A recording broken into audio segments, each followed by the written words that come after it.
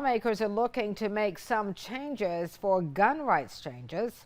Senate Bill 41 passed the Senate and is heading to the State House. The bill would remove the requirement for a pistol purchase permit in North Carolina. They're issued by the sheriff and would allow carrying a firearm in a place of worship that also might serve as a school. WECT's Michael Prats looked into the bill's details. Now, Michael, North Carolina has had this permit in place for years. Opponents say right now in 2023 that process is really unnecessary. Yeah, John, and that's because there are federal laws in place that require strict background checks that are similar to what North Carolina law requires already. Advocates say it would streamline the process and could potentially make things safer in the long run. If you want to buy a handgun in North Carolina, you'll need your local sheriff to issue you a permit, but that could change. State Senator Danny Britt wrote a bill that would repeal that system. Currently, a sheriff can prevent someone from buying a handgun if they decide they're not of, quote, good moral character, but Britt wants to end that.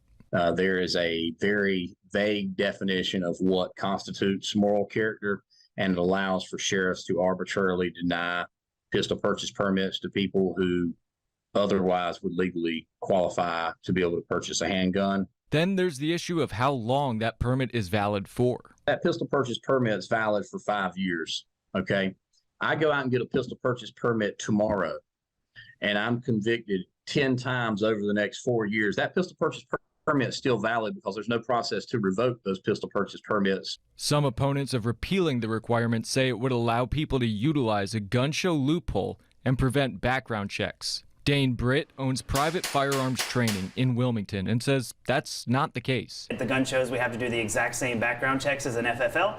We're still going to have to check and do the same things, looking for if they have their pistol purchase permits, their concealed carry permits, if they're wanting to buy rifles and shotguns. We have to do the exact same background checks. The bill passed the Senate but needs approval in the House before it can go to the governor.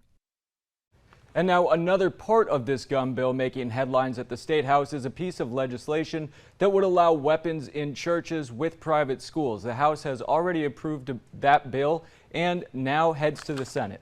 Michael Prats, WECT News.